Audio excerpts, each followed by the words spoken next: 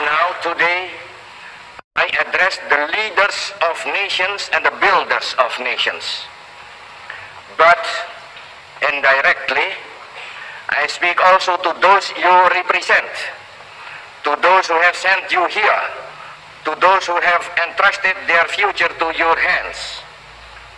I greatly desire that my words shall strike an echo also in those hearts, in the deep heart of humanity, in that great heart from which has been brought so many shouts of joy, so many cries of sorrow and despair, and so much love and laughter.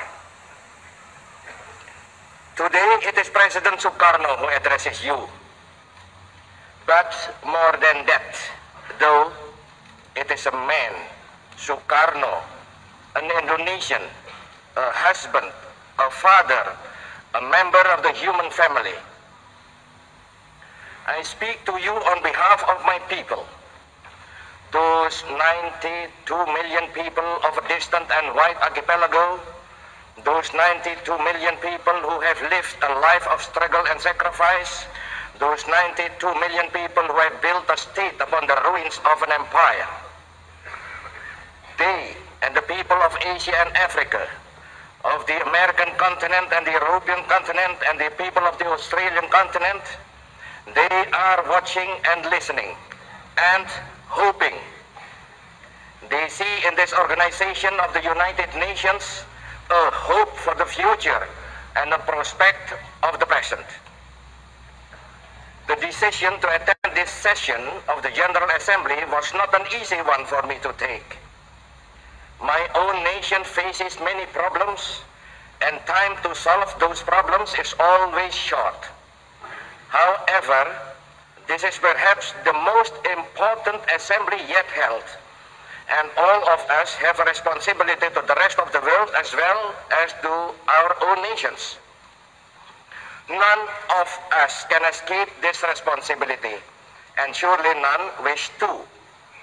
I am very sure that the leaders of the younger and the reborn nations can make a very positive contribution to the solution of the many problems facing this organization and the world at large.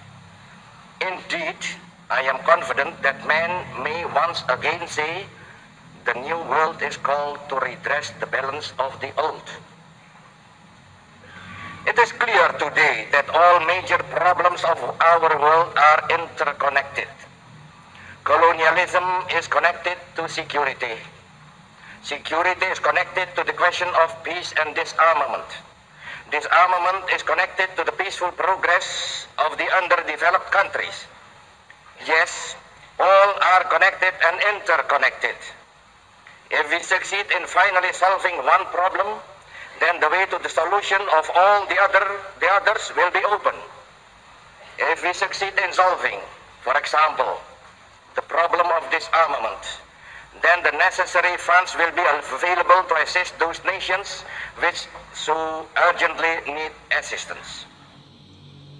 5 years ago, 29 nations of Asia and Africa sent their representatives to the Indonesian city of Bandung.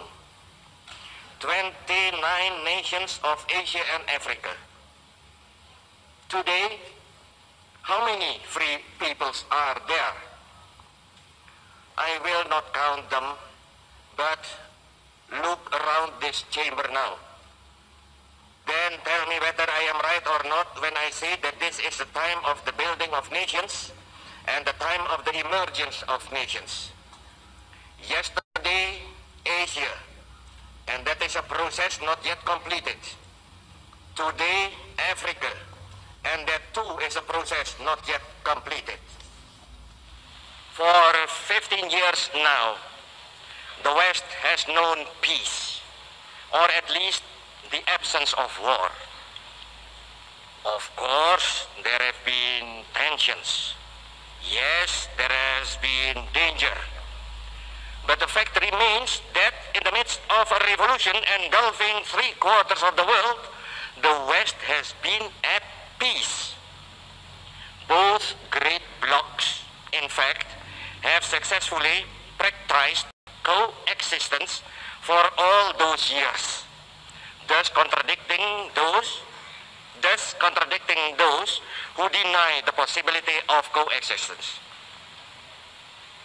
We of Asia, I repeat, we of Asia, we have not known peace. After peace came to Europe, we endured atomic bombs. We endured our own national revolution in Indonesia. We endured the torment of Vietnam. We suffered the torture of Korea. We still suffer the agony of Algeria.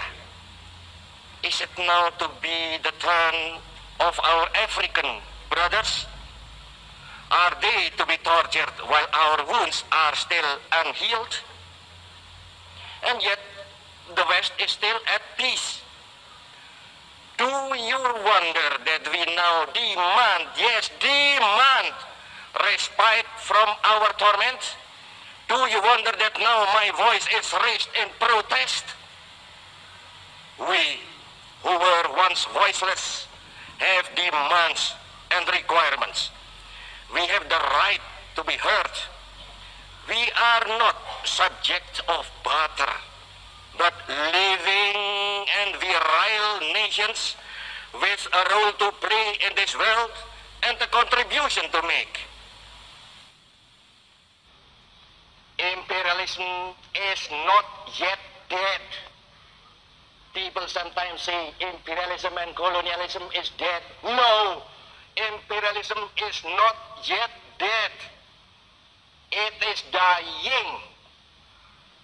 Yes, the tide of history is washing over its battlements and undermining its foundations. Yes, the victory of independence and nationalism is certain.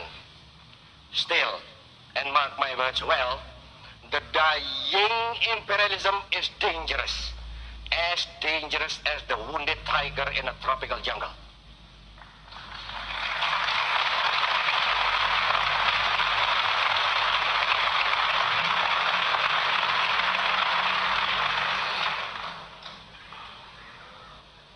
I tell you this, and I am conscious of speaking now for my Asian and African brothers. The struggle for independence is always justified and always just.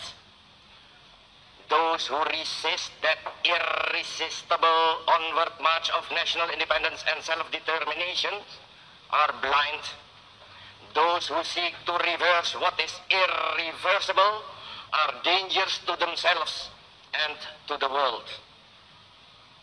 Until these facts, and they are facts, are recognized, there will be no peace in this world and no release of tension.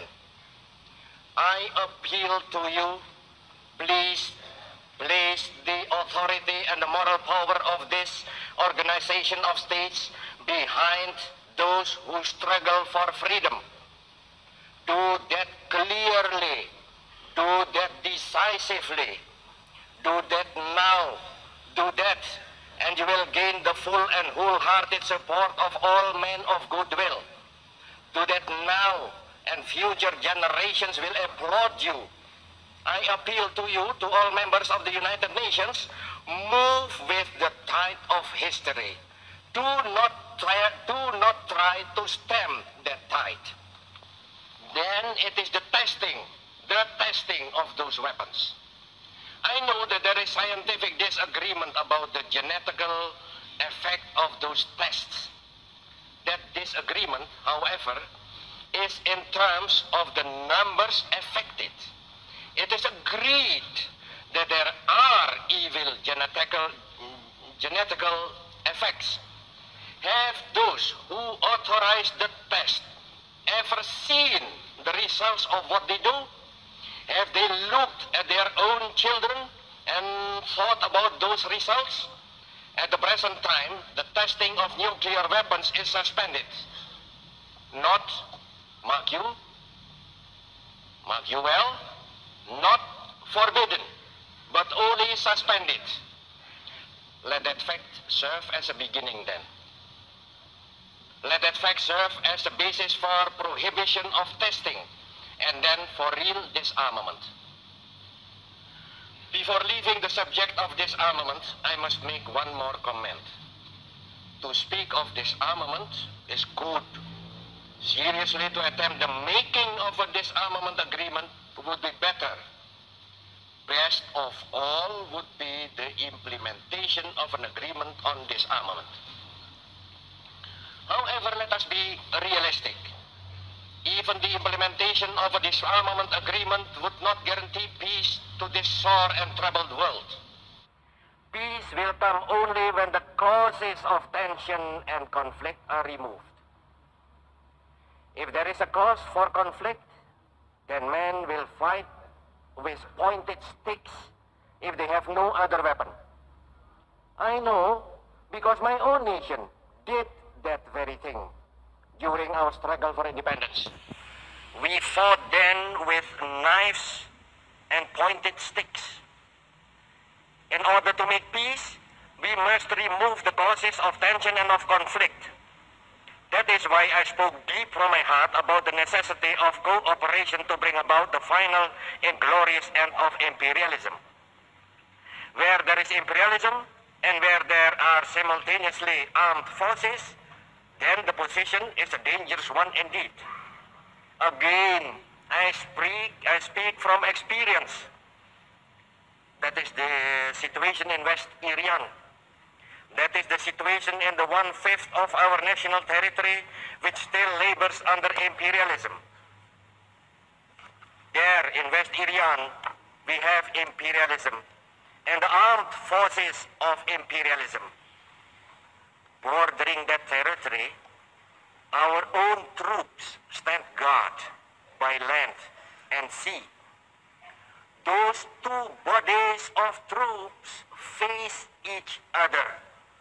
And I tell you, that is an explosive situation. Very recently, those young and misguided troops who were in West Irian defending an outmoded conception were reinforced by an aircraft carrier, the Karl Doorman, from their remote homeland. I tell you that then the situation became positively dangerous. I tell you in all seriousness, the situation in West Irian is a dangerous situation, an explosive situation. It is a cause of tension and it is a threat to peace. General Nasution is not responsible for that. Our soldiers are not responsible for that. Sukarno is not responsible for that. Indonesia is not responsible for that. No. The threat to peace springs directly from the very existence of colonialism and imperialism. Remove those checks to freedom and emancipation, and the threat to peace disappears. Eradicate imperialism, and the world becomes immediately and automatically a cleaner place, a better place, a more secure place. Build the world fit for the dreams and the ideals of humanity. Break now with the past, for the day is at its dawning. Break now with the past, so that we can justify ourselves with the future. I pray God Almighty will bless and guide the deliberations of this assembly. I thank you all.